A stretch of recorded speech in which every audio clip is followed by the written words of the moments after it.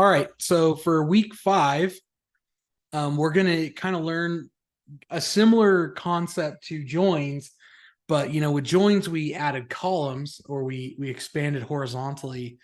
With in week 5, we're going to learn about set operators where we add rows instead of columns, which is really neat. So we can just it's data, so we can either go sideways or we can go down.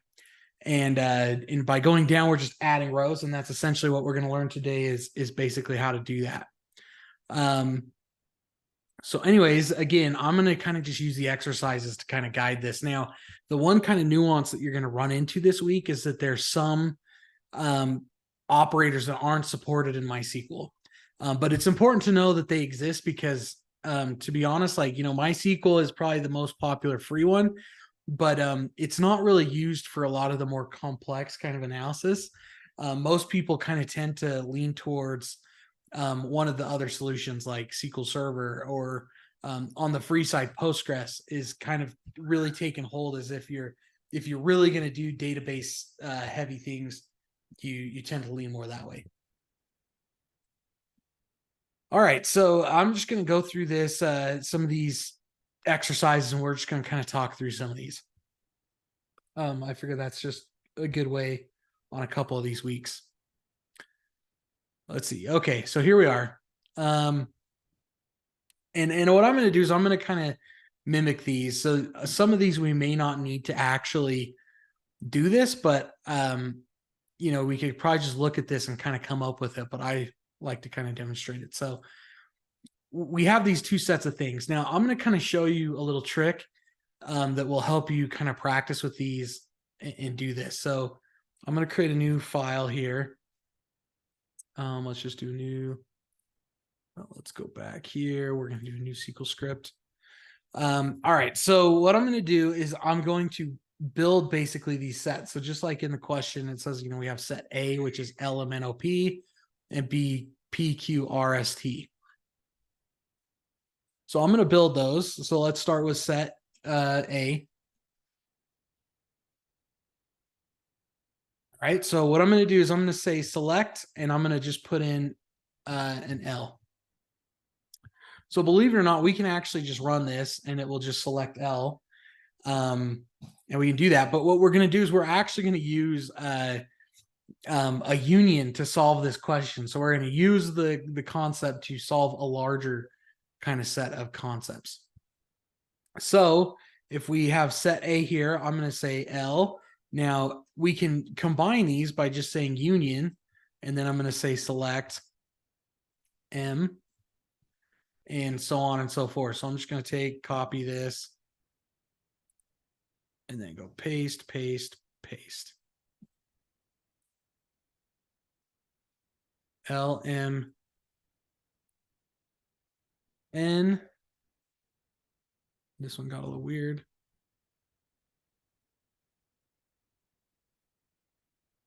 O, and P.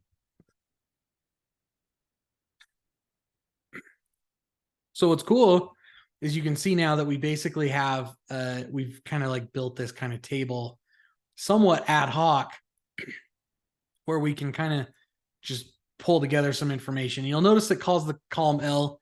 We can just say as letter. Let's just call it as letter. We just got to change one, and boom, they're all considered a column called letter. So this is set A, or we could call it as, let's call it as set A, something like that. And let's call it letter. Let's call it letter. It'll make more sense later on. So there's our letter. Okay, so this is the first one. Now let's build same thing for set B. We're going to say set B, and we're just going to copy this, throw this down here. And again, just like with our joins, we added stuff on the sides. This, we're taking multiple select statements and we're just stacking them essentially.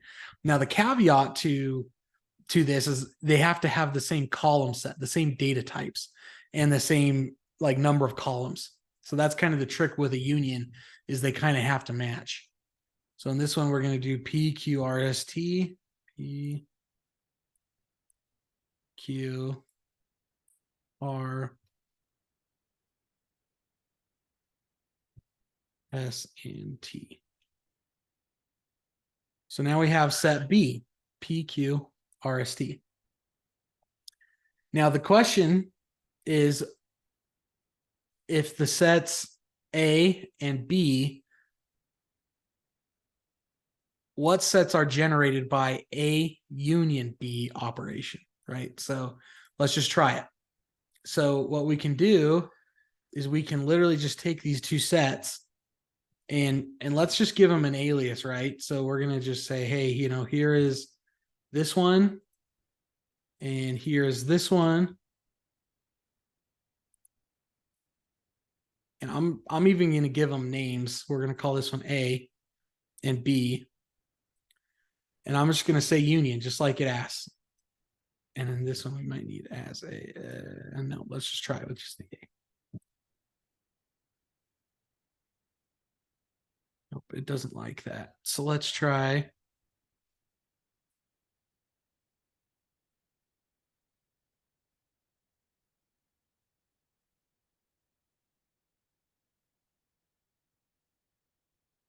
Line 14.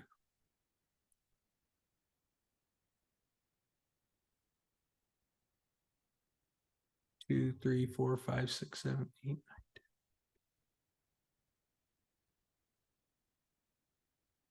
Let's try it this way.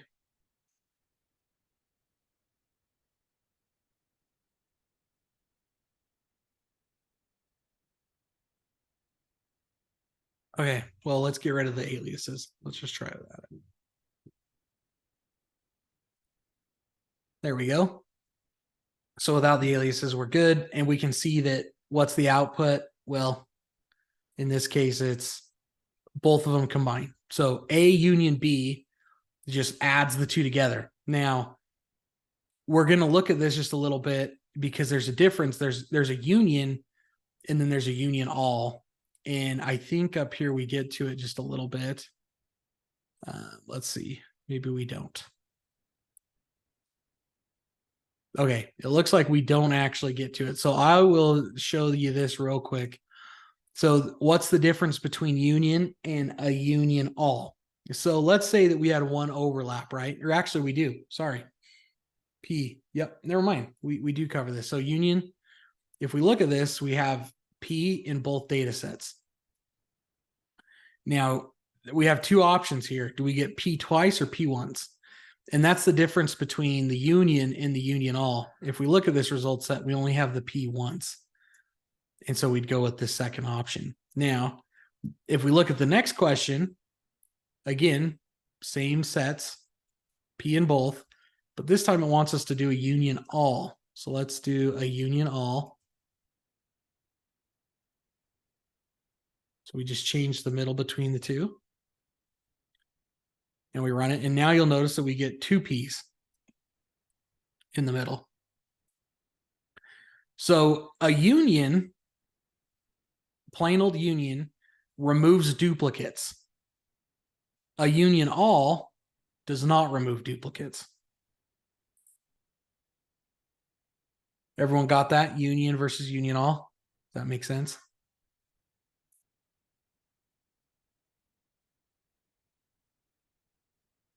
Okay, we'll claim that makes sense.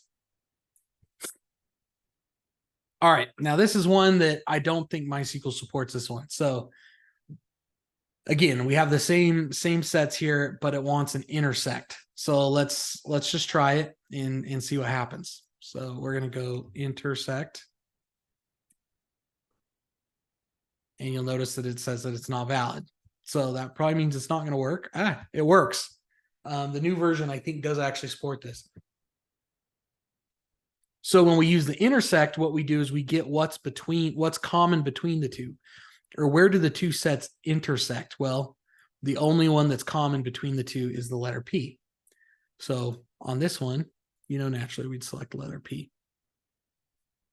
And let's see if this one does accept.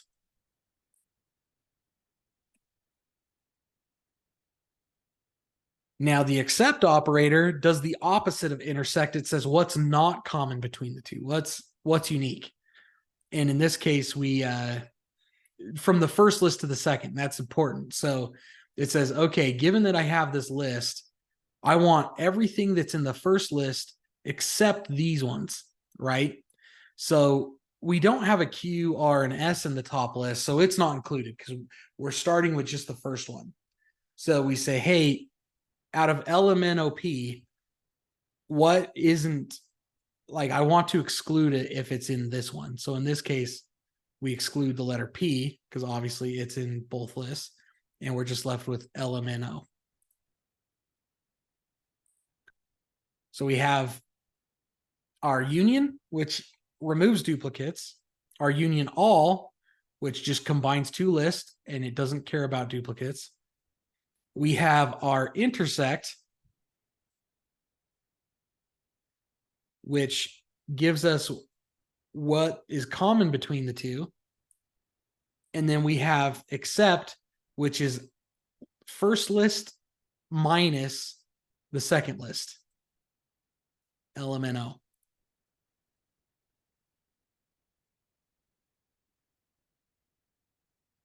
All right.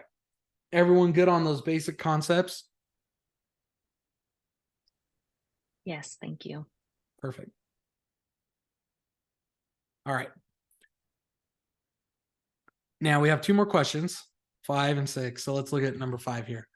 It says, write a compound query that finds the first and last names of all actors and customers whose last name starts with an L and returns the following result set. So this is a compound query, similar to kind of like what we did, meaning that, there's going to be two queries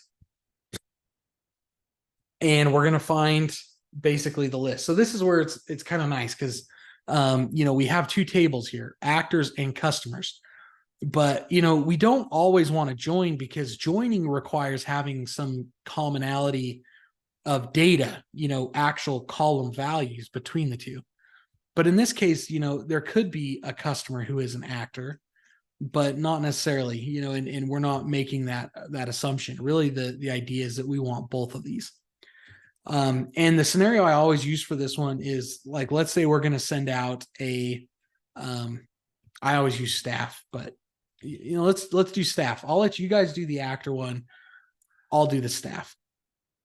Right. And I'll just get them all. So we have staff and customers.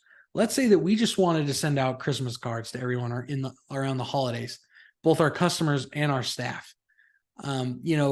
What's common between these two from a structural point is the first name and last name.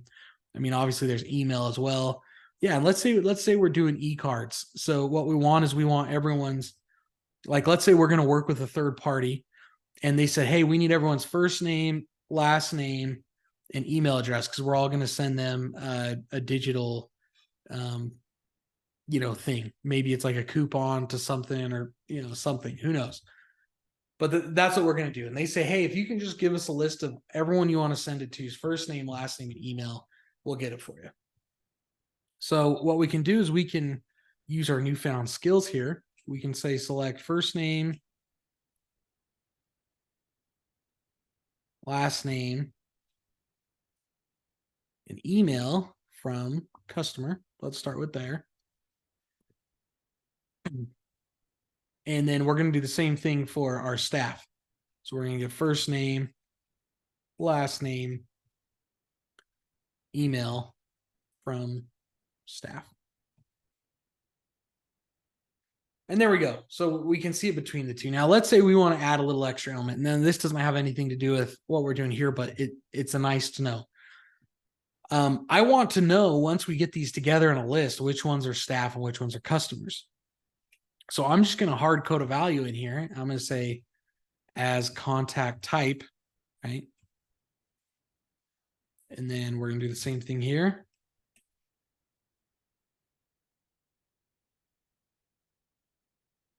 Now we have these two queries now. You'll notice that everything there is a customer, just like everything here is now staff. And we just want to combine these. And we want to make sure we get everyone. So we're going to say union all. And boom. Now we should have all of our customers as well as our two staff members. all in one list. So it really is just about building two queries and then connecting them, stacking them on top of each other is really it. But like I said, they have to have the same column set. So let's say I added store ID to this first one, right? You'll notice that it fails and it says the select statements have different number of columns. So the data set types of each column have to be compatible, as well as the number of columns. So as long as you're kind of querying the same data across the two, you can make it work. So anyways, that's a really close example for question 5. So I'm going to leave that one there. The only difference is you're going to query from a different set of tables, and you're going to add a little caveat to say, oh, their last name has to start with an L. And then this one, question 6, you take the same thing and you just sort it. So anyways, I'm going to end it there as far as these examples, because I still want to have somewhat of a challenge there for you to work on. But yeah, that is the exercises. Any questions on these exercises before we jump over and talk about final projects? No, I'm good. Thank you. Perfect. Cool. So like I said, I'm going to jump over real quick. We're going to just do a quick checkup on the final projects. We're in week 5 now. So you should still be kind of working on your ERD. Basically should still be working on it, but the goal is to try to have that done by the end of week 5. That's like, not that you would necessarily be like, oh, I'm way behind. No, I just try to keep you like on a nice pace. So anyways, if you're doing the final project, I would say try to wrap up that ERD this week. This is actually kind of a light week as far as content for us. So anyways, I would say, try to get some work on that if you're doing the final project and don't have that done. If you run into any issues, because that's most people kind of run into issues in the forward engineering part of it, let me know. A lot of times it's just that there's like constraints that you have on things that prohibit it from creating themselves essentially. So we can work through that. So if you run into any of those types of issues, just let me know. And yeah, we can do that. And if you need it, I think it was 2 weeks ago, so week 3, we really walked through on how to kind of forward engineer that stuff. So if you need a resource for how to do that again, let me know. I can scrounge it up for you if you can't find it. I should have plenty of resources around going through that whole process and building it and then forward engineering it. So anyways, that's all I got for the week. Does anyone have any questions or anything like that they want to hit? Anyone need help with their final project?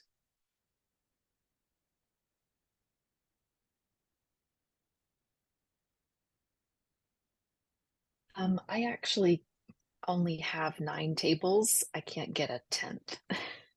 So I would love some Okay. help. Yeah, we can add an easy table somewhere in there. Like I said, Okay. 10's perfect, and yeah, we can add one. So yeah, let's Because we have to have 10, correct? Yep. Technically, Okay, that's what I thought. It says 12 in there, but I'm good with 10 just Oh, for this 12. reason. Well, I said that from the beginning, so that's probably where you're getting 10 is because I say 10, and I can't remember if I can even edit the stuff. I always say 10 because 12, some of the projects 12 starts to push it, but 10, should be pretty doable. So Gotcha. yeah, 10 should be good. Anyways, I know it's just a couple of us here, so unless someone has something else, I'm going to stop the recording, but appreciate you being here.